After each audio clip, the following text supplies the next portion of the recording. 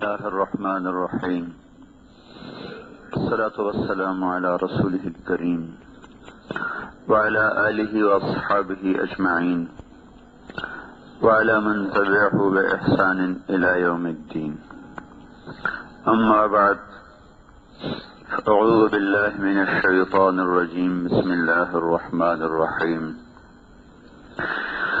أيحسب الإنسان أن يترك سدى ألم يكن نطفة من مني يمنى ثم كان علقة فخلق فسوى فجعل منه الزوجين الذكر والأنثى أليس ذلك بقادر على أن يحيي الموتى. وقال النبي صلى الله تبارك وتعالى عليه وسلم: إنكم اليوم في دار العمل ولا حساب وأنتم غدا في دار الحساب ولا عمل، وكما قال صلی اللہ تعالی علیہ وسلم. میرے بھائی اور دوستو،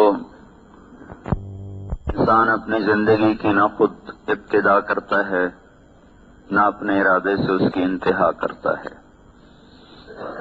اس کی ابتدا پر بھی اللہ کا قبضہ ہے، اس کی انتہا پر بھی اللہ کا قبضہ ہے، اور جو درمیان کا وقت ہے اس پر بھی اللہ تعالیٰ اپنی ساری طاقت اور قدرت کے ساتھ قابض ہے، لیکن اس نے اپنی قدرت کو اسباب کے پردے میں چھپایا ہوا ہے، جس سے انسانوں کو یہ دھوکہ لگ جاتا ہے کہ ہم بھی کچھ کرتے ہیں اور ہم بھی کرنے والے ہیں.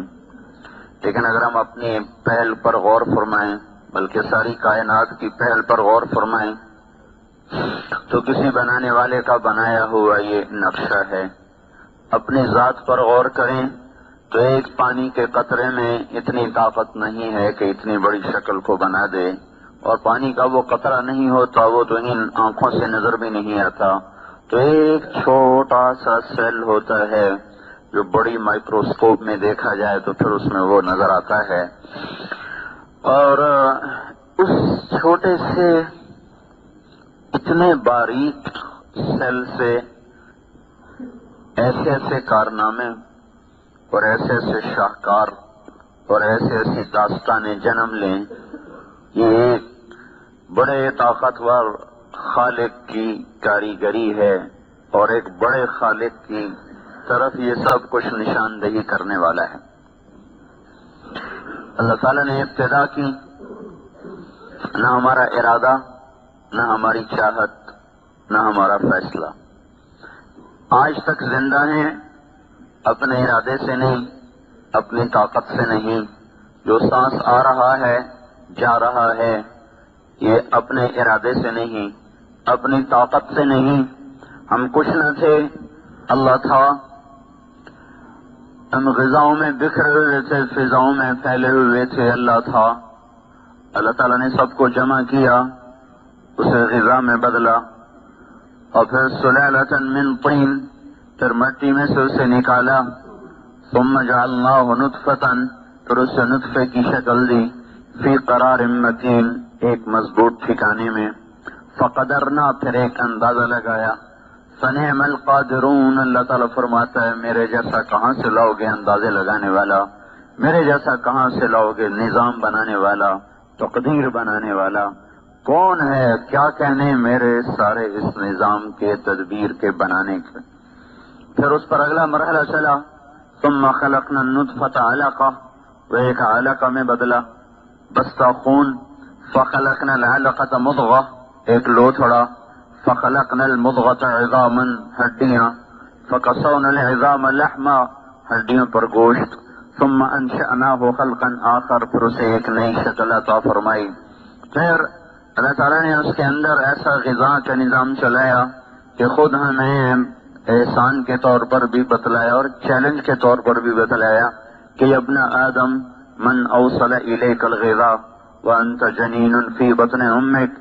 میرے بندے وہ زمانہ یاد کر جب تو ماں کے پیٹ میں تھا اور تجھ تک پہنچنے کا کوئی راستہ نہ تھا. وہاں کون تھا جس نے تجھے رزق پہنچایا اور ایک پل کے لیے تجھ سے غافل نہیں ہوا. صرف ایک بچے کا مسئلہ تو نہیں، کائنات میں کتنی مادہ ہیں، صرف انسانی نہیں، صرف عورت نہیں، بلکہ کتنے مادہ مچھر، کتنے جانور، کتنے چوپائے، کتنے دوپائے، کتنے پرندے، کتنے آبی، کتنے درختوں میں نر مادہ، کتنے پھولوں میں نر مادہ، کتنے پنکھڑیوں میں نر مادہ، کتنے پروانوں میں نر مادہ، کتنے پتنگوں میں نر مادہ، سانپوں میں نر مادہ، شیروں میں نر اور مادہ، بلیوں میں نر اور مادہ، کتوں میں نر اور مادہ، اور بے شمار قسم کی مچھلیوں میں نر اور مادہ۔ کائنات کا بکھرا ہوا نظام ہے، صرف ایک تو نہیں، تیرے جیسے کھرب ہا کھرب وجود ہیں جو پرورش پا رہے ہیں، بیک وقت پرورش پا رہے ہیں۔ ہر ایک کا تقاضا الگ ہے، ضرورت الگ ہے، ہر ایک کی بنیاد الگ ہے، شکل الگ ہے، ساخت الگ ہے، تربیت الگ ہے، آنے کا وقت الگ ہے، بننے کا وقت الگ ہے، ڈھلنے کا وقت الگ ہے، روح کے پڑنے کا وقت الگ ہے، ہر ایک کی آنکھوں کے بننے کا وقت الگ ہے، کان کے بننے کا وقت الگ ہے، پاؤں کی انگلیوں کے بننے کا وقت جدا ہے، ہاتھوں کے نوخن بننے کا وقت جدا ہے، سر پہ بالوں کے اگنے کا ہر ایک کا وقت جدا ہے۔ وہ اتنا بڑا رب ہے کہ اس ذرے ذرے کو وجود دیتا ہے، نہ غافل ہوتا ہے، نہ خطا کھاتا ہے، نہ تھکتا ہے، نہ گھبراتا ہے۔ ما کان ربک نسیا، بھولتا نہیں تمہارا رب، اتنی وجود دیتا ہے، اتنی شکلوں کو وجود دیتا ہے، کسی شکل پر اسے دھوکہ نہیں لگتا۔ تین اندھیروں میں یخلقکم فی بطون امہاتکم خلقا من بعد خلق فی ظلمات ثلاث، وہ رب ہے جو تمہیں ماں کے اندھیروں میں، تین اندھیروں میں تمہیں بناتا ہے، تمہاری پرورش کرتا ہے، تمہیں پالتا ہے۔ وہ رب ہے جب ماں عاجز ہے، باپ عاجز ہے، سائنسدان اور ڈاکٹر عاجز ہیں، وہ وہاں تمہیں غذا پہنچاتا ہے۔ صرف تم ہی نہیں ہو، ایک مادہ، ایک شہد کی مکھی 30,000 انڈے دے دیتی ہے۔ ان سارے انڈوں کو حفاظت سے پالنا، پھر دنیا میں کتنے شہد کے چھتے، ہر چھتے میں کتنے ہزاروں انڈے، وہ سارے مل کر کتنے کھرب انڈے بنے، ان میں سے بچوں نے کب نکلنا ہے، کس کو کیا غذا دینی ہے، کس نے نر بننا ہے، کس نے مادہ بننا ہے۔ چیونٹیاں اپنی غاروں میں، اپنی بلوں میں، ایک ایک چیونٹی وہ ہزاروں انڈے دے رہی، خرب ارب، کئی کروڑ کھرب انڈے چیونٹیوں کے بکھرے پڑے ہیں، اور وہ ایسے باریک ہیں کہ آنکھ سے نظر نہیں آتے، ایسی جگہ پر پڑے ہوئے کہ گھپ اندھیرا ہے۔ ان سارے انڈوں میں کیا بن رہا ہے، کون سی چیونٹی بن رہی ہے، کس رنگ میں بن رہی ہے، نر بن رہی ہے، مادہ بن رہی ہے، اس کی ٹانگیں سلامت ہیں، اس کا سر سلامت ہے، کمر سلامت ہے، اس کے اعصاب سلامت ہیں۔ یہ سارے کے سارے نظام کے پیچھے وہ ہے بلا وہو الخلاق العلیم، بے شک تیرا رب بڑا زبردست خالق ہے، صرف خالق نہیں، بڑا زبردست خالق ہے، صرف زبردست خالق نہیں بلکہ اپنی مخلوق کا علم بھی رکھتا ہے، کہاں ہے، کیا چاہتی ہے، کیا ہو رہا ہے، کس مرحلے میں ہے، کہاں پہنچی ہے، کیا ضرورت ہے، کتنا بن چکا ہے، کتنا باقی ہے، جس سے وجود مل چکا ہے اس کی کیا ضرورت ہے۔ کوئی باہر آنے کو تیار ہے، کہیں انڈا پھٹنے کو تیار، کہیں انڈا بننے کو تیار، کہیں ناک بن رہا ہے، کہیں بن چکا ہے، کہیں بچہ باہر آ رہا ہے، کہیں آ چکا ہے، کہیں باہر آنے کے نظام چل رہے ہیں، کہیں غذاؤں کے نظام چل رہے ہیں، اور یہ ایک دن کا قصہ نہیں ہے، ہزاروں لاکھوں سال پہ محیط یہ ساری مخلوق کی کہانی ہے۔ اور وہ رب اس سارے زمانے میں ایک پل کے لیے نہ تھکا، نہ سویا، نہ گھبرایا، نہ خطا کھائی، نہ بھولا، نہ چوکا۔ ذالکم اللہ ربکم الحق، یہ ہے اس کائنات کا حقیقی رب، اور یہ ہے ہمارا اور آپ کا سچا رب۔ تو بھائیو، اللہ تعالیٰ پوچھتا، بولو تو صحیح، وہ وہاں رزق کون پہنچا رہا تھا؟ من اوصل الیک الغذاء وانت جنین فی بطن امک، ماں کے پیٹ میں کس نے رزق پہنچایا؟ لم ازل ادبر فیک تدبیرا، تیرے رب نے تجھے رزق پہنچایا، تجھے درجہ بدرجہ پروان چڑھایا، حتی انفذت ارادتی فیک، یہاں تک کہ میں نے اپنی تقدیر کو، اپنے ارادے کو میرے بندے تیرے اندر اتار دیا اور تجھے دنیا میں لانے کا فیصلہ کر دیا۔ ثم السبیل یسرہ، پھر تجھے دنیا میں آنے کے لیے میں نے راہیں آسان کر کے دی، پھر بھی تو میرا نا شکر منا۔ قتل الانسان ما اکفرہ، ارے انسان تیرا ستیہ ناس ہو۔ قتل الانسان، ویسے ترجمہ تو ہے مارا جائے انسان، لیکن یہ محاورہ ہے اور محاورے کا ترجمہ لفظی نہیں ہوتا۔ قتل الانسان ما اکفرہ، ستیہ ناس ہو تیرا۔ اللہ تعالیٰ ناراض ہو گئے، ستیہ ناس ہو تیرا۔ قتل الانسان، ارے میرے بندے، ارے انسان تیرا ستیہ ناس ہو۔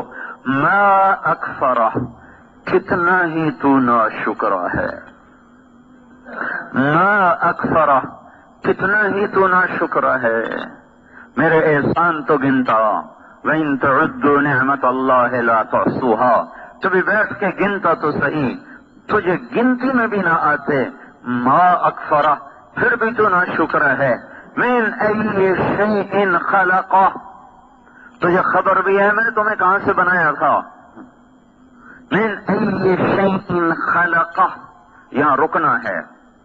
پھر من نطفہ، یہاں رکنا ہے۔ یہ ہمارے قاریوں کو اللہ ہدایت دے، یہ آگے کا پیچھے ملاتے ہیں، پیچھے کا آگے ملاتے ہیں، کیونکہ ترجمے کا پتہ نہیں ہے، مفہوم کا پتہ نہیں ہے، لہذا من نطفۃ خلقہ فقدرہ، اور یہ پانی پتی پتہ نہیں کیسے کیا کرتے رہتے ہیں۔ جو اللہ تبارک و تعالیٰ کرے من نطفہ، یہاں رک جاؤ۔ من نطفہ، اس لیے کہ اللہ ہتھوڑا مار رہے ہیں، تمہیں پتہ بھی ہے۔ من ای شیء خلقہ، یہاں رکو کہ اللہ جھٹکا دے رہا ہے، خبر بھی ہے تجھے کس چیز سے بنایا گیا۔ اپنی اوقات تو دیکھو، بڑے کپڑے پہن کے آئے کھڑے ہو منبر پہ، ناچر کود رہے ہو، دیکھو تو صحیح۔ من ای شیء خلقہ، بنے کس سے ہو؟ پھر اللہ نے روک، من نطفہ، یہاں قرآن پڑھنے والے کو چاہیے یہاں وقف کرے۔ من نطفہ، تجھے گندے پانی سے بنایا، تجھے ایک من ماء مہین، ایک ذلیل پانی سے تجھے بنایا، ایک ناپاک پانی سے تجھے بنایا۔ من منی یمنا، ایک ٹپکتے قطرے سے تمہیں بنایا۔ من نطفۃ امشاج، مرد عورت کے پانی سے بنایا۔ اور تھوڑا اس سے پہلے من حمأ مسنون، تمہیں بدبودار مٹی میں سے نکالا، گلی ہوئی، بو چھوڑتی ہوئی، بلبلے چھوڑتی ہوئی مٹی سے میں نے تمہیں نکالا۔ من ای شیء خلقہ، کچھ خبر بھی ہے کہاں سے تم بنے ہو، تمہیں کہاں سے بنانے والے نے بنایا نہیں پتا یا اللہ کو۔ سنو، من نطفہ، ارے تجھے اس گندے پانی سے بنایا ہے، سنبھل کے چل، پاؤں کو ٹھیک رکھ، گردن کو صحیح رکھ، ٹیڑھا مت کر گردن کو، پاؤں کو اکڑا کے مت چل، زمین پہ پاؤں مار کے مت چل۔ انک لن تخرق الارض ولن تبلغ الجبال طولا، تو اگر اکڑ کے زمین پہ پاؤں مارے گا تو کیا میری زمین پھٹ جائے گی؟ اور تو ایسے گردن اونچی کر کے چلے گا تو کیا تیرا قد میرے پہاڑوں سے اوپر چلا جائے گا؟ تو پہاڑ کے اوپر نہیں جا سکتا، زمین کو نہیں پھاڑ سکتا، تیری اوقات کیا ہے؟ من ای شیء خلقہ، کہاں سے بنا؟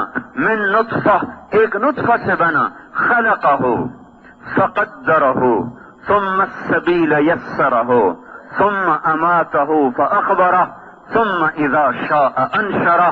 کتنا خوبصورت ہے اللہ کا کلام، ایک ایک جملے میں پوری کہانی چھپا دی، پوری داستان چھپا دی کہ تیرے رب نے تمہیں بنایا تو ایک اندازے کے ساتھ بنایا، برابر، فعدلت، سارا ایک نظام کے ساتھ، برابر تعدیل کے ساتھ، چھوٹا نہیں بڑا نہیں، اونچا نہیں نیچا نہیں، آنکھیں برابر، کان برابر، ہونٹ برابر، نتنے برابر، ماتھا، سر، ایک ایک چیز کو اس کے حساب سے بنا کر فٹ کیا۔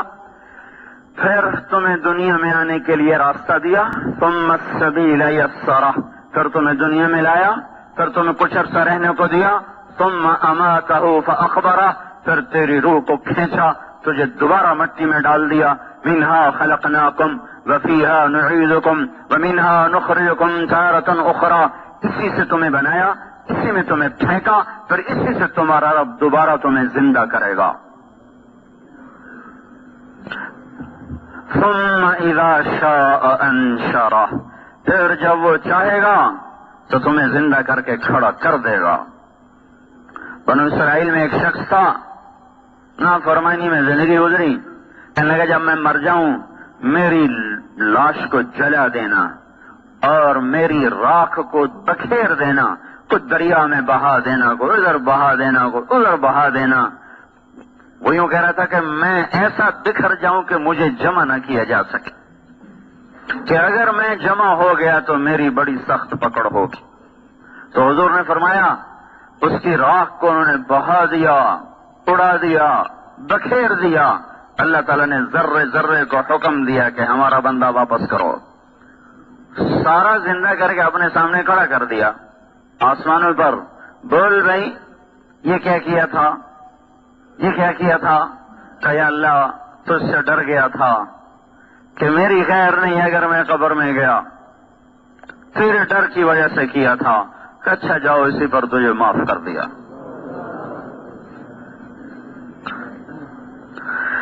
جو رب عدم سے ہستی میں لایا، اوہو، جس نے عدم کو وجود بخشا، نیست کو ہست کیا، کچھ نہ تھے اور یہ بنا دیا، عدم میں تھے اور یہ وجود دیا، پھر ان قریب اس پر اپنی تقدیر کو نافذ کرنے والا ہے۔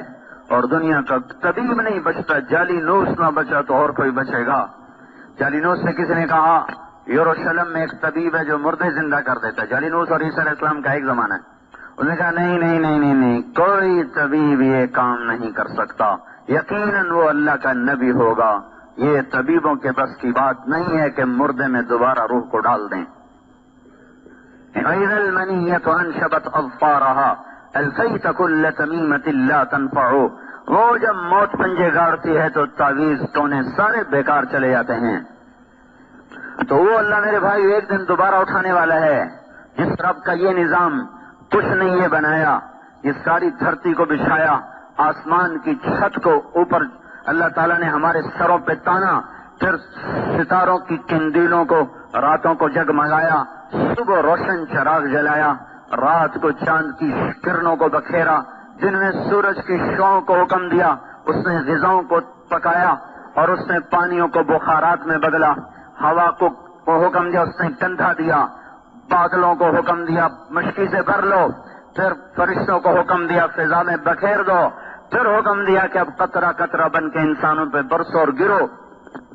پھر اللہ تعالیٰ نے اسی کڑوے پانی کو میٹھا بنا کے ہمارے گھروں تک پہنچایا، پھر غلوں کو اگایا، پھر ہواؤں کو چلایا، پھر پھولوں کو مہکایا، پھر جانوروں کے تھنوں سے دودھ کے چشمے جاری فرمائے، نسقیکم من بین فرث ودم لبنا خالصا سائغا للشاربین۔ آپ کے اٹھنے سے پہلے بازاروں میں دودھ پہنچا ہوا، مرغیاں پہنچی ہوئی، بکرے ذبح ہو کے لٹکے ہوئے اور ان کی کھال اڑائی جا چکی، کھال کھینچی جا چکی، کھوپڑیاں توڑی جا چکی ہیں، ٹانگیں ٹوٹ چکی ہیں، ہزاروں لاکھوں کروڑوں مرغیوں پہ چھریاں چل رہی ہیں کہ صبح انسان اٹھے گا اس کے پیٹ کے ایندھن کو بھرنے کے لیے دودھ پہنچاؤ، سبزی پہنچاؤ، گوشت پہنچاؤ، پانی پہنچاؤ، میٹھا پہنچاؤ، ہر چیز کو حکم دیا کہ سورج کے بیدار ہونے سے پہلے ہر چیز گلستان والوں کے لیے تیار کر دو، حالانکہ اسے پتا ہے کہ یہ کھا پی کے میرے ناشکر ہی بنیں گے، اسے پتا ہے کہ یہ میرا کھا کر مجھ سے ٹکرائیں گے، لیکن پھر بھی وہ کہتا ہے دو ان کو کہ دنیا دارالامتحان ہے، دنیا فیصلے کی جگہ نہیں ہے۔ ان یوم الفصل کان میقاتا، وہ دن آگے آ رہا ہے جس رب نے بنایا، جس رب نے زمین کا فرش بچھایا، ہواؤں کو چلایا، زندگی کو عطا فرمایا، وہی ایک دن ہمیں بھی مار دے گا، کائنات کو بھی مار دے گا، اور پھر ایک دن سب کو کھڑا کر کے اپنا کیا ہر ایک کے گردن میں ہوگا۔ وَكُلَّ إِنسَانٍ أَلْزَمْنَاهُ طَائِرَهُ فِي عُنُقِهِ، ہر آدمی کی گردن میں اس کا عمل ہوگا اور اسے اللہ کے سامنے جواب دینا ہے۔ میرے بھائیو، ہم آزاد نہیں ہیں، ہماری ابتدا کسی نے کی ہے، ہماری انتہا بھی کوئی کرتا ہے، وہ درمیانی عرصے پر بھی پوری طاقت رکھتا ہے، وہ چاہتا تو کوئی کافر نہ ہوتا، کوئی زانی نہ ہوتا، کوئی شرابی نہ ہوتا، کوئی سود نہ کھاتا، کوئی گانے نہ سنتا، کوئی ماں باپ کا نافرمان نہ ہوتا، کوئی جھوٹ نہ بولتا، کوئی خیانت نہ کرتا، کوئی ظلم نہ کرتا۔ اسے طاقت ہے آج بھی کر سکتا ہے، جنت میں نہیں کر کے دکھائے گا. اور جنت میں تو زندگی بھی ہمیشہ کی ہے، اور زندگی بڑی طاقتور ہے. یہاں تو بیماری بھی، بڑھاپا بھی، موت بھی، غم بھی، بھوک بھی، تھکن بھی، پیاس بھی، دکھ بھی، رنج بھی، نفرتیں بھی، عداوتیں بھی، جنگ بھی، امن بھی، کتنے سلسلے ہیں. اور وہاں تو کچھ بھی نہیں ہے سوائے زندگی کے، اور کچھ بھی نہیں ہے سوائے عیش و آرام کے. وہاں تو زیادہ ان کو کودنا چاہیے تھا، لیکن وہاں وَنَزَعْنَا مَا فِي صُدُورِهِم مِّن غِلٍّ إِخْوَانًا عَلَىٰ سُرُرٍ مُتَقَابِلِينَ. ہم ان کے دلوں سے کھوٹ کو نکال دیں گے. قلوبہم قلب رجل واحد. یہ سارے جنتی اس طرح ہوں گے، ان کے دل آپس میں ایسے ملے ہوئے ہوں گے کہ جیسے تمام جنت کے مرد و عورتوں کا ایک ہی دل ہو. ایک دل ہو تو آدمی اسی کے ساتھ چلتا ہے، وہ اس کے ساتھ نبھتا ہے. تو سارے جنتیوں کے دل اس طرح ہوں گے جیسے ایک آدمی کا دل ہوتا ہے. جو رب جنت کی ابدی زندگی میں یہ کر سکتا ہے وہ اس زندگی میں بھی کر سکتا ہے. وَلَوْ شِئْنَا لَآتَيْنَا كُلَّ نَفْسٍ هُدَاهَا. میں چاہوں تو تم سب کو ہدایت دے دوں، لیکن میرے بھائیو لِيَبْلُوَكُمْ أَيُّكُمْ أَحْسَنُ عَمَلًا. اس نے یہ بساط بچھائی ہے خیر اور شر کے ساتھ، اچھے اور برے کے ساتھ، جھوٹ اور سچ کے ساتھ، حق اور باطل کے ساتھ، زنا اور پاکدامنی کے ساتھ، شراب اور دودھ کے ساتھ، سود اور حلال کے ساتھ، خیانت اور دیانت کے ساتھ، صدق اور جھوٹ کے ساتھ، ظلم اور عدل کے ساتھ، عفت اور بدماشی کے ساتھ. یہ اللہ تعالیٰ نے تواضع اور تکبر کے ساتھ، غصے اور درگزر کے ساتھ، انتقام اور معاف کرنے کے ساتھ، یہ اس طرح اللہ تعالیٰ نے دھوپ چھاؤں کا ایک سلسلہ چلایا ہے. اچھائی برائی کا ایک نظام چل رہا ہے، ہمیں اختیار دیا ہے. فمن شاء فلیؤمن ومن شاء فلیکفر. چاہو تو اللہ کی راہوں پہ چلو، راستے آسان ہیں، چاہے شیطان کی راہوں پہ چلو، راستے آسان ہیں. جو ادھر چلے گا وہاں اللہ ملے گا، جنت ملے گی. جو ادھر چلے گا وہاں شیطان ملے گا، جہنم ملے گی. فریق فی الجنت و فریق فی السعیر. ایک طبقہ جنت میں جائے گا اور ایک طبقہ جہنم میں جائے گا. آج وقت ہے میرے بھائیوں کہ ہم آنکھ بند ہونے سے پہلے توبہ کریں کہ ہماری زندگی ان راہوں پہ ہے جس کے آخر میں جہنم ہے، جس کے آخر میں شیطان ہے. ہم ان راہوں پہ چل چکے جن راہوں میں جا کر اللہ نہیں ملتا، بلکہ اللہ سے دور انسان ہوتے چلے جاتے ہیں. آگے جہنم کے خوفناک کھڈے ہیں، غاریں ہیں اور گڑھے ہیں. وہ راہیں بند ہو رہی ہیں، مسدود ہو رہی ہیں، جن پر چل کر لوگوں کو اللہ کا ملاپ ہوتا ہے، اللہ کی رضا ملتی ہے، جنت ملتی ہے، اللہ تعالیٰ اور اللہ کا قرب ملتا ہے. وہ راہیں بند ہیں. تبلیغ کی محنت یہ اس بات کی محنت ہے کہ لوگ اپنے اللہ کو پہچانیں، اپنے محبوب صلی اللہ تعالی علیہ وسلم کی زندگی کو پہچانیں، ان راہوں پر چلیں جن پر چل کر اللہ ملتا ہے. پھر دنیا بھی مقدر میں آ جاتی ہے. من کان ہمہ طلب الآخرہ جمع اللہ علیہ شملہ. جس کا غم آخرت بن جاتا ہے، جس کا غم آخرت بن جاتا ہے، جمع اللہ علیہ شملہ. اللہ اس کے کاموں کو جمع کر دیتا ہے، اس کے کاموں میں برکت دے دیتا ہے. وجعل غناہ فی قلبہ. اس کے دل کو غنی کر دیتا ہے. واتته الدنیا وہی راغمہ. اور دنیا اس کے مقدر کی ذلیل ہو کر اس کے قدموں میں آتی ہے. ومن کان ہمہ طلب الدنیا. جو دنیا کے پیچھے بھاگتا ہے، فرق اللہ علیہ شملہ. اللہ اس کے کاموں کو بے برکت کر دیتا ہے، اس کی دنیا کو بکھیر دیتا ہے. وجعل الفقر بین عینیہ. بھوک کا ڈر اس کے دل میں اتار دیتا ہے. ولا یصیب من الدنیا الا ما کتب له. اور مقدر کی دنیا کے سوا کچھ لے نہیں سکتا. سے میرے بھائیوں اس آنے والے وقت کی تیاری کرو. حضور نے فرمایا الا وان الدنیا عرض حاضر یاکل منه البر والفاجر. سن لو، غور سے سن لو، ساری دنیا ایک گرا پڑا سودا ہے. سارا صرف فیصلہ آباد کے 8 بازار نہیں، ساری دنیا کے 7 بر اعظم پر جو کچھ ہے یہ گری پڑی چیز ہے، معمولی چیز ہے. یاکل منه البر والفاجر. اللہ اس میں سے نیکوں کو بھی دے رہا ہے، بروں کو بھی دے رہا ہے. کافر بھی کھا رہا ہے، مسلمان بھی کھا رہا ہے، یہودی بھی کھا رہا ہے، عیسائی بھی کھا رہے ہیں، سب کھا رہے ہیں. سب کو دیا جا رہا ہے. مشرک کو دیا گیا، فرعون جیسے مجرم کو دے دیا گیا جس نے کہا میں ہی رب ہوں، انا ربکم الاعلی. اللہ نے اس کو بھی حکومت دے دی. الا وان الاخرۃ اجل صادق. سن لو آخرت حقیقی اور سچا وعدہ ہے. یقضی فیہا ملک عادل قادر. اس میں سچا رب آ کر فیصلے کرے گا. یحق الحق وَيُبْطِلُ الْبَاطِلَ، وہ سچ کو سچ کر دے گا، باطل کو باطل کر دے گا، حق اور باطل کو جدا کر دے گا۔ اس لیے الا وَإِنَّ الْخَيْرَ كُلَّهُ بِحَذَافِيرِهِ فِي الْجَنَّةِ، غور سے سن لو، ساری بھلائیاں جنت میں ہیں۔ الا وَإِنَّ الشَّرَّ كُلَّهُ بِحَذَافِيرِهِ فِي النَّارِ، سن لو ساری مصیبتیں اور عذاب جہنم میں ہے۔ الا فَاعْمَلُوا، لہذا غور سے سنو، عمل کرتے رہو۔ وَأَنْتُم مِّنَ اللَّهِ عَلَىٰ حَذَرٍ، اور عمل کر کے بھی اللہ تعالیٰ سے ڈرتے رہو، تکبر میں مت آؤ، تکبر میں مت آؤ۔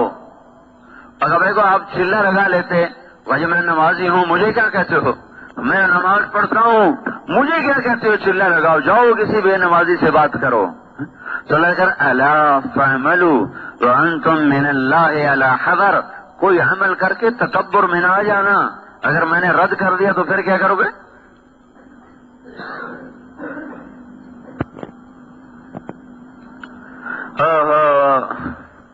حضرت علی وہ ہستی ہیں جن کو اللہ کے نبی نے کہا علی تجھے خوشخبری ہو، جنت میں تیرا گھر میرے گھر کے سامنے ہے۔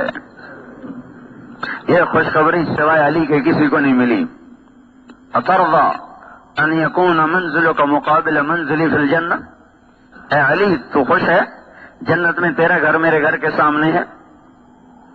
جس شخص کا گھر اللہ کے نبی کے گھر کے سامنے بن جائے وہ کتنے اونچے مقام والا ہے اور کتنے بڑے عمل والا ہے وہ۔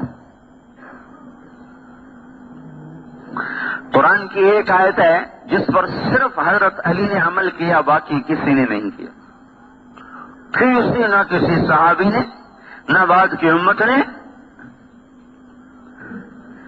وہ کیا ہے کہ اللہ تعالیٰ نے فرمایا کہ اذا ناجیتم الرسول فقدموا بین یدی نجواکم صدقہ، جب اللہ کے رسول سے بات کرنے آؤ تو پہلے صدقہ کر کے آؤ۔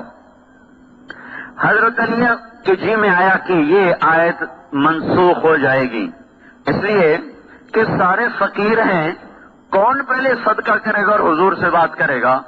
تو اس کے منسوخ ہونے سے پہلے میں اس پہ عمل کر لوں۔ تو فوراً گئے، مزدوری کی، تھوڑی سی کھجوریں ملی، وہ صدقہ کی، پھر آ کر حضور صلی اللہ تعالی وسلم سے بات فرمائی، اور اس کے تھوڑی دیر بعد وہ آیت منسوخ کر دی گئی۔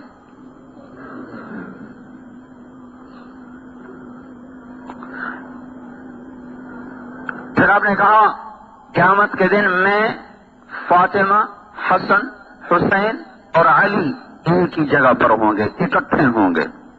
پھر مجھے اس وقت ان کے فضائل نہیں سنانے، صرف تھوڑا سا اشارہ کیا کہ وہ کتنے اونچے مقام کا آدمی ہے، لیکن وہ رات کو روتے ہوئے دعا مانگتے ہیں روزانہ کی، ان کی مناجات ہے، مناجات روز کی۔ وہ کیا ہے؟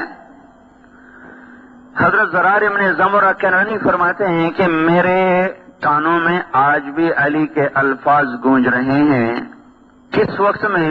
وقد ارخى الليل سدولها وغارت نجومها، جب رات اپنا پھن پھیلا چکی ہوتی تھی اور ستارے بھی چل چل کے تھک کے ماند پڑ چکے ہوتے تھے، اور یہ شخص کہاں ہوتا تھا؟ وهو يميل في المحراب، وہ اپنے مصلے پہ ایسے تڑپ رہا ہوتا تھا۔ قابضا على لحيته، اس نے داڑھی کو دونوں ہاتھوں سے یوں پکڑا ہوتا تھا ایسے۔ يتململ تململ السلیم، ویسے تڑپتا تھا جیسے کسی کو سانپ نے ڈسا ہو یا بچھو نے، اور بچھو کا ڈسا ہوا جیسے تڑپتا ہے ایسے وہ تڑپتے تھے، ڈسے ہوئے کی طرح۔ ويبكي بكاء الحزین، اور اس طرح روتے تھے جیسے کوئی دکھوں کا اور غموں کا مارا ہوا روتا ہے، ایسے وہ روتے تھے۔ پھر کہتے دنیا سے بات کرتے، الی تغررتی، ارے دنیا کہاں آ گئی میرے پاس مجھے دھوکہ دینے؟ الی تشوقتی، میرے شوق میں، الی تشوفتی، مجھے جھانکتی ہے، الی تزینتی، میرے سامنے بن سنور کے آتی ہے، ہیہات ہیہات، دفع ہو جا، دور ہو جا، غری غیری، کسی اور کو دھوکہ دے۔ قد بتت کی فلاتا، میں تمہیں 3 طلاق دے چکا ہوں، لا سبیل لی الیک، 3 طلاق کے بعد تو واپسی بھی نہیں ہو سکتی۔ عمرک قصیر، تیری عمر ہی کیا ہے جو تجھ سے وفا کروں۔ مجلسک حقیر، تیری قیمت ہی کیا ہے جو تجھ پر جان لگاؤں۔ وہ خطرک یسیر، تیری خوشی کیا ہے جس کی خاطر میں دھکے کھاؤں؟ آہن آہ، یہ آخری جملہ سنانا چاہتا تھا، آخری جملہ آہن آہ، جیسے ہم اپنی زبان میں کہتے ہیں ہائے ہائے، یہ عربی میں آہن آہ۔ کس بات پر؟ ہائے ہائے۔ حضرت علی کہہ رہے ہیں ہائے ہائے ہائے ہائے، کیا ہوا؟ من قلت الزاد، یا اللہ میرے پاس عمل بہت تھوڑا ہے، یا اللہ میرے پاس عمل بہت تھوڑا ہے۔ وبعد السفر، یا اللہ میرا سفر بہت لمبا ہے۔ ووحش، ٹوٹا ہوا نہیں ہے۔ دیکھو تو صحیح آج اللہ کے نبی کے طریقے کیسے ذبح ہو گئے اور شیطان کی منڈی کیسے چمک گئی۔ کون سا ایسا کبیرہ ہے جو ہم للکار للکار کے نہیں کر رہے؟ تو آدمی گناہ کرتا ہے، شرماتا ہے، توبہ کرتا ہے، پھر کر بیٹھتا ہے غفلت میں۔ یہ تو گناہ کا گناہ ہونا نکل گیا۔ سارا سود سیونگ اکاؤنٹ بن گیا، سیونگ اور ایمان کے جنازے اٹھ رہے ہیں۔ اللہ سے اعلان جنگ کو سیونگ کہا جا رہا ہے، سیونگ، بچت ہے، بچت۔ اللہ سے ٹکر لے لی کہ یہ بچت۔ سوچو تو صحیح بھائی ہو، کس سے ٹکر لی اور کیا اس کو نام دیا؟ Saving account. سارے ملک کو جوئے پہ لگا دیا، انعامی اسکیم۔ اڑیڑی والا بھی لیے بیٹھا ہے کہ دعا کر انشاءاللہ میری بھی نکل آوے، میری بھی دیں پھر جمن، اور تیرا بیڑا غرق ہو جائے، تیری نہ ہی نکلے تو تیرے دن پھر ہوئے ہیں۔ کبھی حرام کے پیسے نے گھروں میں گھی کے چراغ نہیں جلائے، ہمیشہ ان گھروں میں ویرانیوں نے ڈیرے ڈالے، وحشت نے ڈیرے ڈالے، ہمیشہ ان گھروں میں آگ جلی ہے، نفرت کی، عداوت کی، بغض کی۔ جس گھر میں حرام پیسہ گیا ہے، سود کا ہو، جھوٹ کا ہو، رشوت کا ہو، خیانت کا ہو، کسی غلط کام کا ہو، کسی بھی لائن کا ہو، اس گھر والوں نے کبھی سکھ نہ دیکھا۔ بھائیو، جس کا سب کچھ بن چکا ہے، کیا ہوا؟ تو اب کیوں بتایا؟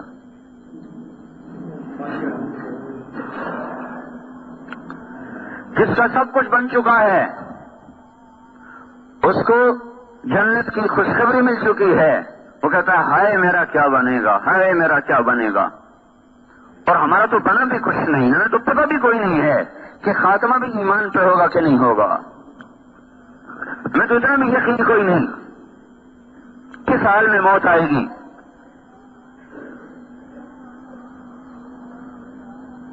کس گناہ پر اللہ پکڑ لے۔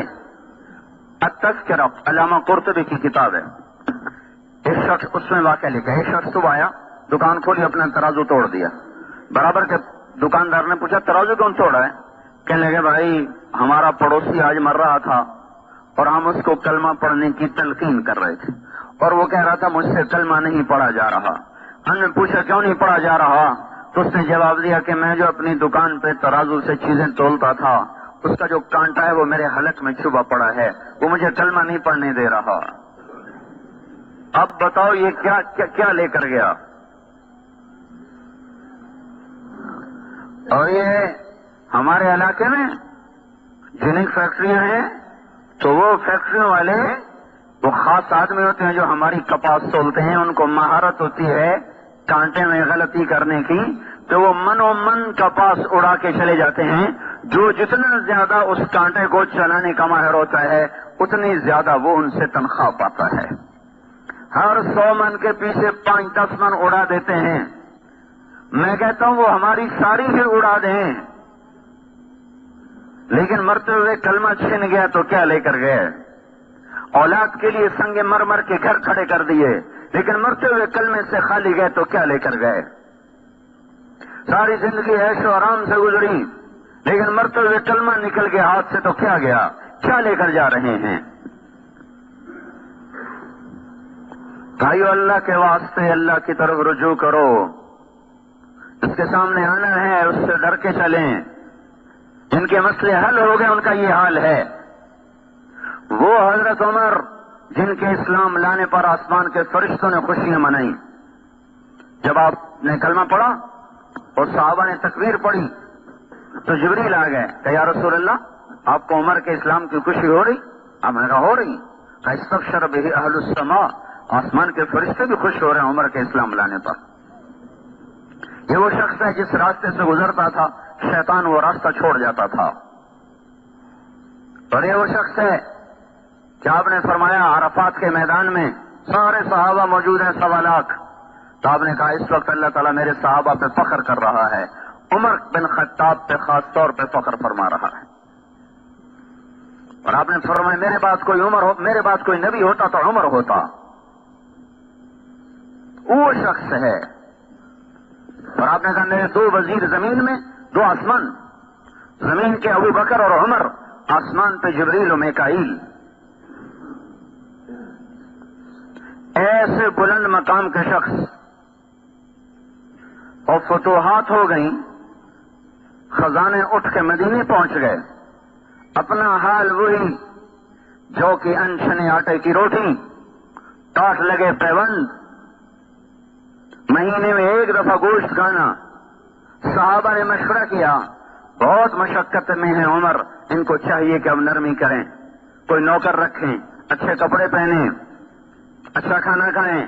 بڑے بڑے بادشاہ آتے ہیں ملنے کے لیے، اب ان کی مجلس ہونی چاہیے، اعلیٰ نظام ہونا چاہیے، سسٹم ہونا چاہیے. تو ان سے بات کی جائے. کون بات کرے؟ یہاں اگر سارے چپ، کون بات کرے؟ کسی کو ہمت نہیں ہو رہی. تو انہیں آپس میں مشورہ کیا حضرت حفصہ بات کریں، حضرت عائشہ بات کریں، دونوں امہات المومنین ہیں تو ان کی قدر کریں گے، ان کی سن لیں گے. حضرت علی نے فرمایا مانیں گے کوئی نہیں، کر کے دیکھ لو. تو یہ دونوں مائیں تشریف لے گئیں. ایک تو بیٹی ہیں، استقبال کیا، بٹھایا. حضرت عائشہ نے بات شروع کی. امیر المومنین، اللہ تعالیٰ نے اپنے نبی پر دنیا کا دروازہ نہیں کھولا تھا.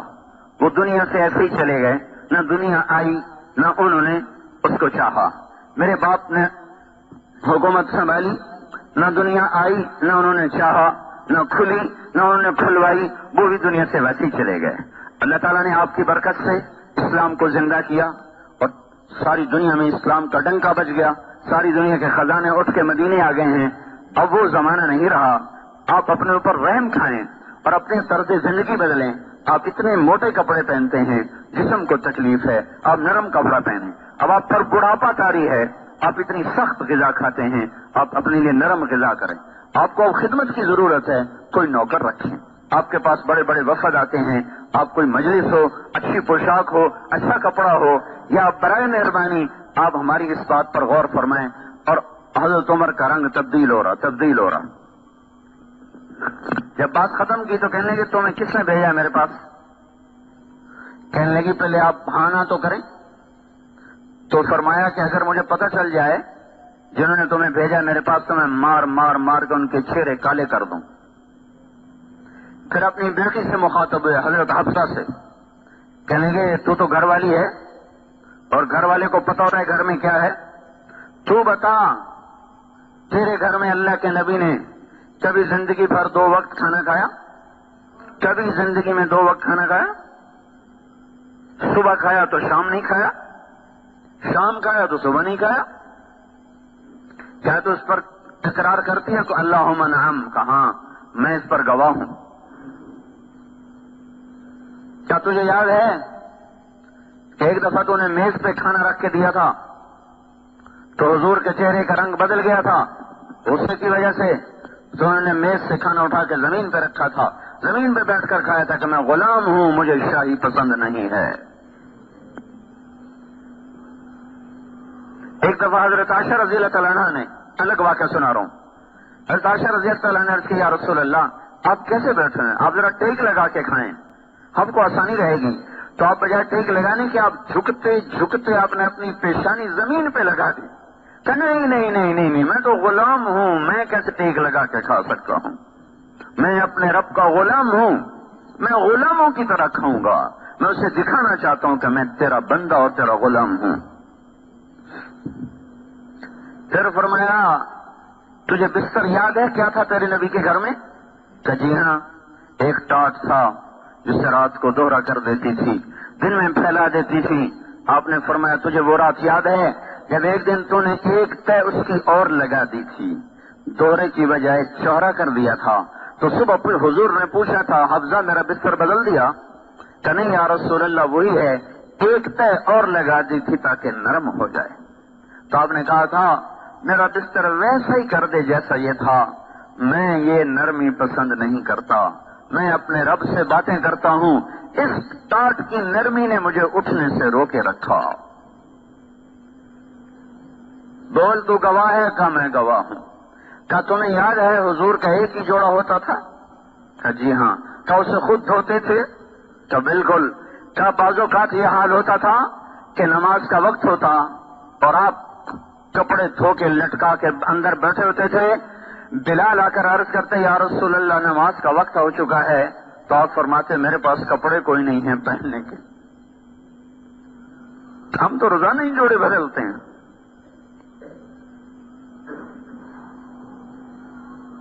اور نماز میں تاخیر ہو جاتی تھی کہ آپ کے پاس دوسرا جوڑا نہیں ہوتا تھا کہ جا کے نماز پڑھا دیں۔ نماز میں تاخیر ہو جاتی تھی، کپڑے سوکھتے تھے، آپ پہنتے تھے، پھر آ کے نماز پڑھاتے تھے۔ کہ تو گواہ ہے؟ کہاں میں گواہ ہوں۔ کیا تجھے یاد ہے ایک دفعہ ایک عورت نے 2 چادریں ہدیے کے لیے بھیجنے کا کہا تھا، اس وقت آپ کے پاس ایک جوڑا بھی نہیں رہا تھا، تو اس نے ایک چادر بھیج دی تھی اور ایک چادر بھیجنے میں دیر کر دی، نماز کا وقت ہو گیا تو آپ نے ایک ہی چادر کو اپنے جسم پہ لپیٹ کے جا کے نماز پڑھائی تھی۔ یہ وہ ہستی ہے جن کے اشارے پر جنت کے زرق برق لباس اتر سکتے تھے، جنت کی سواریاں ان کے گھوڑے دروازے پر براق باندھے جا سکتے تھے، دسترخوان سجائے جا سکتے تھے۔ کیا تجھے یاد ہے؟ کہ جی بالکل یاد ہے۔ تو پھر مجھے کیا سبق پڑھانے آئی ہو؟ جاؤ ان لوگوں کو بتا دو کہ 3 ساتھی تھے، 3 راہی تھے جو ایک منزل پر چلے، ایک راستے پر چلے، ایک چلا پہنچ گیا، دوسرا چلا پہنچ گیا، تیسرا راستے میں ہے، راہ میں ہے، ان کے قدم بقدم چلے گا تو پہنچے گا، اگر ان کے قدموں سے ہٹ گیا تو پھٹک جائے گا۔ لہذا بتا دو ان کو کہ اس ذات کی قسم جس کے قبضے میں عمر کی جان ہے، میں اپنے آپ کو اسی تنگی میں رکھوں گا کیونکہ میں نے اسی حال میں اپنے نبی سے جدائی، میرا نبی مجھ سے جب جدا ہوا تھا تو میں اسی حال میں تھا، میں اس حال کو نہ بدلوں گا یہاں تک کہ میرا رب مجھے اپنے ساتھیوں سے ملا دے۔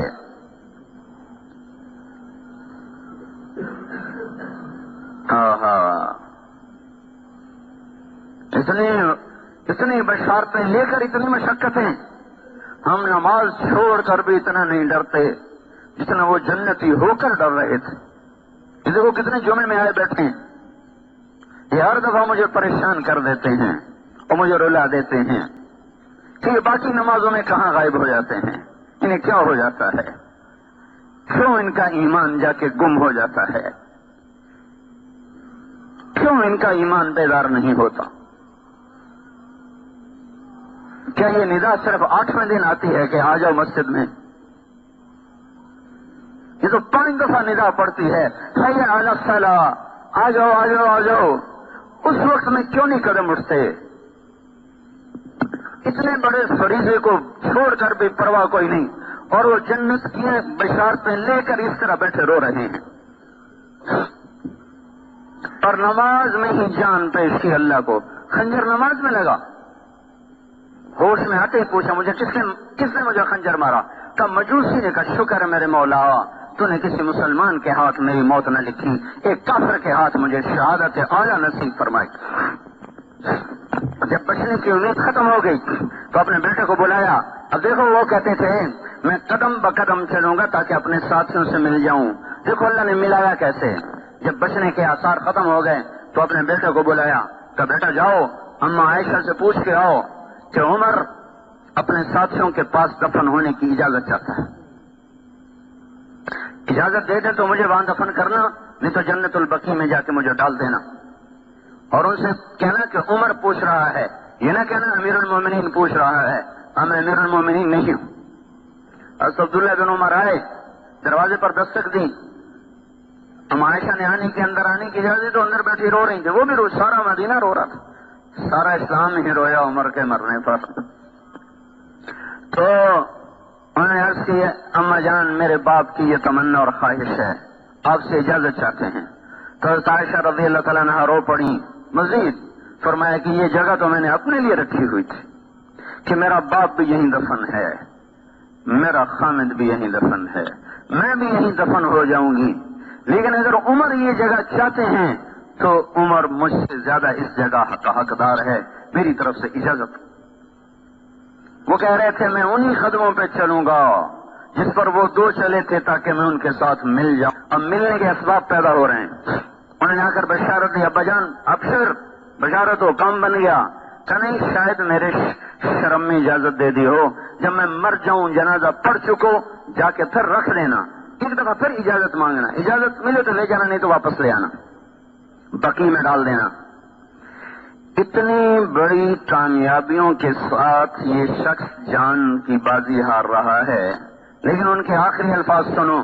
جب محسوس ہوئے سکرات تو فرمایا بیٹا، عبداللہ کی گود میں سر تھا، کہ بیٹا مجھے زمین پہ ڈال دے، میرا سر زمین پہ ڈال دے.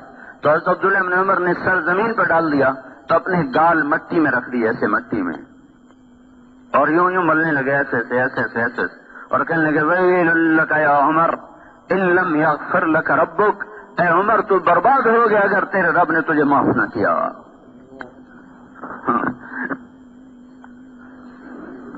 جنت کی خوشخبریاں لے کر بھی وہ کہے تو برباد ہو گیا اگر تیرے رب نے تجھے معاف نہ کیا.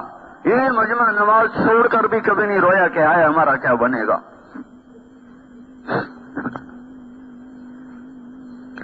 سارا دن ظلم ہی ظلم ہے. ظالم اسی کو نہیں کہتے جو کسی کو مارے اور قتل کرے. جس کی نظر نے غلط دیکھا یہ بھی ظالم ہے، جس کے کانوں نے غلط سنا یہ بھی ظالم ہے، جس کی زبان غلط بول کے یہ بھی ظالم ہے. ایسے اونچے انسان، اے اللہ اگر تو نے عمر کو معاف نہ کیا تو عمر ہلاک ہو جائے گا، یہ کہتے کہتے کہتے ویل لک یا عمر ان لم یغفر لک ربک، اور کہیں تھا ویل لک ولامک یا عمر ان لم یغفر لک ربک، عمر تو بھی برباد، تیری ماں بھی برباد اگر تیرے رب نے تجھے معاف نہ کیا. یہ کہتے کہتے کہتے کہتے دنیا سے رخصت ہو گئے. یہ وہ لوگ ہیں، یہ وہ ہستیاں ہیں جن پر اسلام بھی فخر کرتا تھا، جن پر فرشتے فخر کرتے تھے، جن پر اللہ فخر کرتا تھا.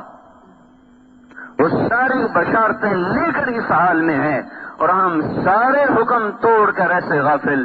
بھائیو کہیں تو انصاف پہ آؤ، اپنے نفس سے پوچھو تو صحیح کہ کیا کر رہے ہو.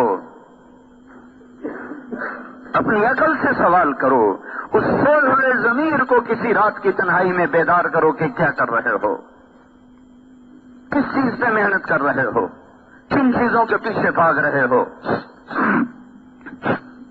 حضرت صاحب نے جنازہ پڑھایا، پھر جنازہ اٹھا اور حضرت عبداللہ بن عمر نے آ کر اما عائشہ کے دروازے پر رکھ دیا.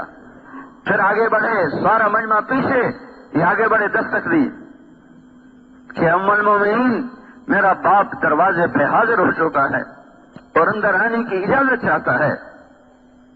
حضرت عائشہ رضی اللہ تعالیٰ عنہ نے مرحبا بعمر، مرحبا بعمر، خوش آمدید ہو عمر کے لیے. اپنی اوڑھنی کو اٹھایا اور باہر چلی گئیں اور صحابہ اندر اترے، اندر گئے قبر کھودنے کے لیے. حضرت عبداللہ بن عباس فرماتے ہیں کسی نے میرے کندھے پہ ہاتھ رکھا، میں نے پیچھے مڑ کے دیکھا تو حضرت علی کھڑے ہوئے تھے اور ان کی آنکھوں سے آنسو بہ رہے تھے اور کہہ رہے تھے صدق اللہ و رسولہ، سچا ہے اللہ بھی اور اس کا رسول بھی. مجھے پتا تھا عمر اسی جگہ آئے گا، دھرتی میں اور کوئی جگہ ہے ہی نہیں. جو اس کو سنبھال سکے سوائے اس ٹکڑے کے. اس لیے کہ میں نے ایک دفعہ نہیں، میں نے 20 دفعہ حضور سے سنا کہ میں ابو بکر اور عمر، میں ابو بکر اور عمر، میں میرے ساتھی ابو بکر اور عمر. اس جملے کو میں نے اتنا سنا کہ مجھے یقین تھا کہ اس کائنات میں کوئی ٹکڑا ایسا نہیں جو عمر کو سنبھال سکے سوائے نبی کے پڑوس کے. بھائیو، جو زندگیاں بنا گئے وہ روتے چلے گئے. ہم گناہوں میں بوڑھے ہو گئے اور پھر بھی آنسو نہ بہے. اس لیے بھائیو، اللہ کے واسطے توبہ کرو، اللہ کو راضی کرو. انفرادی مسئلے حل کرانے ہوں، اجتماعی مسئلے حل کرانے ہوں، ملکی مسئلے حل کرانے ہوں، عالم کے مسلمانوں کا مسئلہ حل کرانا ہو، یہ سیاستدانوں کے بس کی بات نہیں ہے، یہ حکمرانوں کے بس کی بات نہیں ہے، یہ فوج اور پولیس کے بس کی بات نہیں. وہ بیچارے ہمارے جیسے کمزور انسان ہیں. اللہ کو واسطے دو، اس کو مناؤ، وہ ارادہ کر لے. اور اس کو منانا ماں سے زیادہ آسان ہے. ماں کو منانا کتنا آسان ہوتا ہے، اس سے زیادہ آسان اللہ کو منانا ہے. توبہ کرو اللہ کی بارگاہ میں، ایسی توبہ کہ توبوا الی اللہ جمیعا ایھا المؤمنون، سارے مل کے کرو. وتوبوا الی اللہ توبۃ نصوحا، اور سچی توبہ کرو. اللہ کا بھی اعلان سنو، من تقرب الی تلقیتہ من بعید. جب کوئی توبہ کر کے میری طرف آتا ہے، چاہے زندگی اس کی گناہوں میں گزر گئی، رواں رواں سیاہ ہو گیا، پھر بھی جب وہ میری طرف قدم اٹھاتا ہے تو میں اپنی جگہ سے اٹھ کر آگے اس کا بڑھ کر استقبال کرتا ہوں. اللہ کو استقبال کرتا پاؤ گے بھائیو اگر ہم توبہ کریں گے. اس سے تانا نہیں سنو گے، اس سے گلہ نہیں سنو گے دیر سے کیوں آئے، بڑھاپے میں کیوں آئے. جو جب آئے گا، جس وقت آئے گا، اللہ تعالیٰ فرماتے ہیں میری رحمت کا در کھلا ہوا پائے گا. تو بھائیو، ایسے کریم اللہ سے ٹکر لے کے زندگی گزارنا بہت بڑی نادانی ہے. اللہ کے واسطے میں بھی توبہ کرتا ہوں، آپ بھی توبہ کریں، اس کے سوا کوئی راستہ نہیں. مسجدیں بھرو، اپنے آپ کو سود سے نکالو، یہ موسیقی کی تانوں سے اپنے آپ کو نکالو.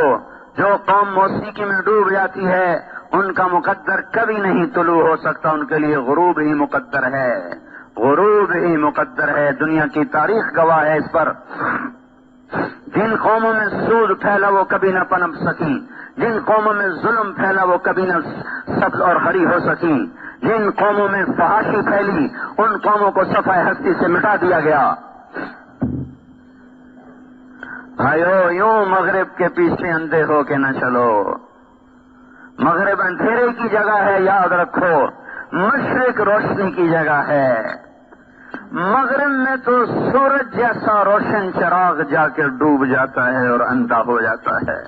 مغرب میں تو سورج جیسا چراغ جا کے بجھ جاتا ہے. تو اگر مغرب کے پیچھے چلو گے تو سوائے اندھیروں کے کچھ نہیں ملے گا. یہ وہ غار ہے جو سورج کی روشنی کو بھی کھا جاتا ہے. یہ وہ اندھیرے ہیں جہاں سورج بھی بے بس ہو جاتا ہے، عاجز ہو جاتا ہے، بجھ کے رہ جاتا ہے. مشرق ہے، مشرق جہاں سے روشنیاں پھوٹتی ہیں، جہاں سے روشنیاں طلوع ہوتی ہیں. فاران کی چوٹیاں مشرق میں تھیں جہاں سے آفتاب نبوت طلوع ہوا ہے. یوں مغرب کے پیچھے مت چلو بھائیو. اپنی جو قوم اپنی تہذیب پہ نہ آ سکے، مجھے رونا آتا ہے جب معصوم بچوں کو ٹنیاں پہن کے اسکول جاتے دیکھتا ہوں. یہ قوم کہاں جا رہی ہے؟ انہیں کون سمجھائے اور کیسے سمجھائے؟ کہاں سے کوئی بول لائے جائیں، کوئی ایسا سحر لایا جائے، کوئی ایسے رونے دھونے والے کہیں سے لائے جائیں کہ جو رو رو رو کر ان کی آنکھیں کھلوا دیں. جو قوم اپنی متاع ہی بیچ چکی ہو، ان کے پیچھے کیا رہ گیا؟ ہماری اپنی پہچان ہے، ہماری تہذیب ہے، ہماری شناخت ہے. مشرق اور مغرب میں بڑے فاصلے ہیں. مشرق طلوع ہونے کی اور روشنیوں کی جگہ ہے، مغرب تو ڈوبنے کی جگہ ہے. کہ میرے بھائیوں اپنے محبوب صلی اللہ علیہ وسلم کی زندگی کو سامنے رکھ کے چلنا سیکھو. اپنے بچوں کو ان خطوط پہ چلاؤ. کل کو مر جائیں تو کچھ آپ کے لیے کرنے والے بنے. نہ ہو کہ کسی کو یہ بھی نہ پتا ہو کہ اب اس کے لیے میں نے کیا کرنا ہے, مر تو گیا. قبل اس کے کہ ہم مٹ جائیں کچھ ایسے نشان چھوڑ کے جائیں کہ ہمارے بعد بھی ہمارے لیے صدقہ جاریہ چلتے رہیں. کہ بھائیو توبہ کرو اللہ کی بارگاہ میں بھی کرتا ہوں, آپ بھی کرو, اور اللہ کی راہ میں وقت لگاؤ. 4 مہینے لگاؤ, 40 دن لگاؤ, اور نہیں تو اتنا تو اپنے اوپر آپ رحم کریں کہ مہینے میں 3 دن تو سارے جایا کریں. اللہ کی قسم آپ کے نفع کی بات بتا رہا ہوں. جس دنیا پہ آپ محنت کر رہے ہیں موت کے پہلے جھٹکے پر یہ پرائی ہو جائے گی. باپ مرتے ہیں, بھائی دستوں گریباں ہو جاتے ہیں. ایک ماں کی گود میں کھیلنے اور پلنے والے ایک دوسرے کی شکل دیکھنے کے روادار نہیں رہتے. دنیا بھر دکان پر, زمین پر, جائیداد پر خون سفید ہو جاتے ہیں. اپنی حلال کماؤ میں اس سے نہیں روک رہا ہوں. دوڑ نہ لگاؤ, دوڑ نہ لگاؤ. دوڑ ادھر کی لگاؤ. رغبا الى اللہ من غیر ذات الا التقى وعمل المعاد وشمرت عن ساق الازار مهاجرا اجوب اليك الوعث بعد الدكادك لاصعب خير الناس نفسا ووالدا رسول مليك الناس فوق الحبائب. اللہ اس کے رسول کی دوڑ لگاؤ. حلال کماؤ, دوڑ نہ لگاؤ. دوڑ اللہ رسول کی لگاؤ. اتنا تو بھائیو ہم کریں کہ ہر مہینے 3 دن تو لگا لیا کریں. یہ کوئی تبلیغی جماعت پر احسان نہیں, آپ کا اپنی ذات پہ احسان ہے. ماحول سے زندگی بدلتی ہے. اس کی سارے بھائی نیتیں کرو بھائی. کیوں بھائی, میں نے کوئی ناجائز مطالبہ تو نہیں کیا. اگر میں کہہ رہا ہوں توبہ کرو تو کوئی اپنے لیے تو نہیں کچھ مفاد ہے. کوئی اپنی ذات کی دعوت تو نہیں دے رہا آپ کو. آپ کو گڑھے سے نکالنے کی دعوت دے رہا ہوں. میں بھی گرا پڑا ہوں, آپ بھی گرے پڑے ہیں. ایک دوسرے کو کھینچ ہو کے نکلے اس غلاظت اور گندگی سے. اس گناہوں کے تعفن میں موت نہ آئے, نیکیوں کی خوشبو میں اللہ کی بارگاہ میں حاضر ہوں. تو بھائی توبہ تو سارے کرو, ٹھیک ہے کہ نہیں؟ اتنا مجمع ہر نماز میں جس دن ہو گیا اس دن اللہ باطل کو توڑ دے گا انڈے کے چھلکے کی طرح اور حق کو اوپر لے آئے گا. مسجدیں ویران, بازار آباد, قرآن بند, موسیقی کھلی ہوئی, کہاں سے اللہ کی مدد آئے گی؟ تو بھائیو مبارک گھڑی ہے, مبارک وقت ہے, کافی مجمع بیٹھا ہوا ہے. اللہ کی بارگاہ میں ہم سب توبہ کریں گے, اللہ بڑا خوش ہوگا, ٹھیک ہے نا؟ اور اللہ کی راہ میں نکلنے کے بھی ارادے کرو.